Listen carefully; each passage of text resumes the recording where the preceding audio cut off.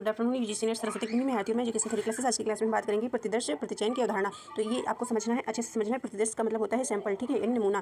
प्रतिचयन का मतलब हो गया प्रोसेस, जो आपने नमूना लिया उसका प्रोसेस हो गया। तो यहाँ पे देखिएगा आप सभी स्टूडेंट, सबसे पहले जान लीजिए यूनिट आपका कौन सा है। तो यूनिट आपका 6 है, ठीक है।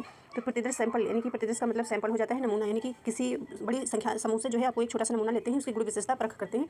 तो इस प्रकार से आप जान सकते हैं। तो यहाँ पे देखिएगा किसी बड़ी संख्या में से चुनी गई एक छोटी सी संख्या, यानी कि कोई जनसंख्या है या कोई भी वस्तु है, तो इसमें से आपने छोटी सी जो है नमूना ले लिया और उसी के बेस पे आपने पता करा कि सारी वस्तुएं एक जैसी हैं, यानी सभी में गुण विशेषता एक ही है। तो प्रतिदर्श किसी बड़ी समष्टि या जनसंख्या का एक छोटा सा भाग होता है, एक बड़ी जनसंख्या का एक हिस्सा, लेकिन बड़ी जनसंख्या का एक हिस्सा जो पूरी जनसंख्या का प्रतिनिधित्व करता है। उदाहरण के लिए यदि आप किसी शहर की जनसंख्या की औसत आय जानना चाहते हैं तो आप जो है शहर के कुछ लोगों का एक प्रतिदर्श ले सकते हैं, इस प्रकार से कह सकते हो।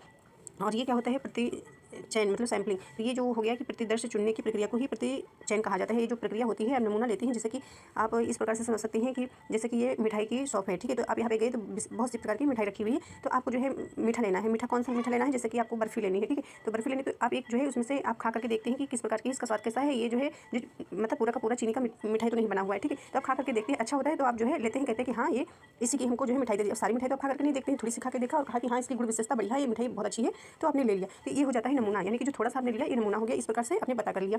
तो इसी तरीके से आपको देखना है। और इसमें क्या देखना है, ये जो डिफरेंस दिया गया है, तो ये भी चाहे तो आप देख सकते हैं। प्रतिदर्श एक समूह होता है, ठीक है। और ये पूरा पढ़िएगा, यानी कि प्रतिदर्श जनसंख्या के बारे में जानकारी प्राप्त करने के लिए इस्तेमाल किया जाता है। यानी कि ये प्रतिदर्श जो है जानकारी आप प्राप्त करने के लिए जो है नमूना का प्रयोग करते हैं, इस्तेमाल करते हैं, ठीक है। प्रतिचयन एक प्रोसेस होता है, ठीक है।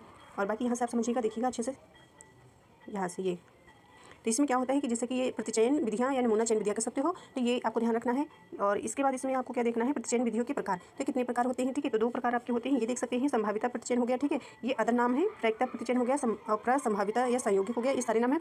असंभाविता प्रतिचयन या यादृच्छिक, गैर यादृच्छिक कह सकते हो, ठीक है। गैर प्रायिकता प्रतिचयन या असंभावित, ठीक है।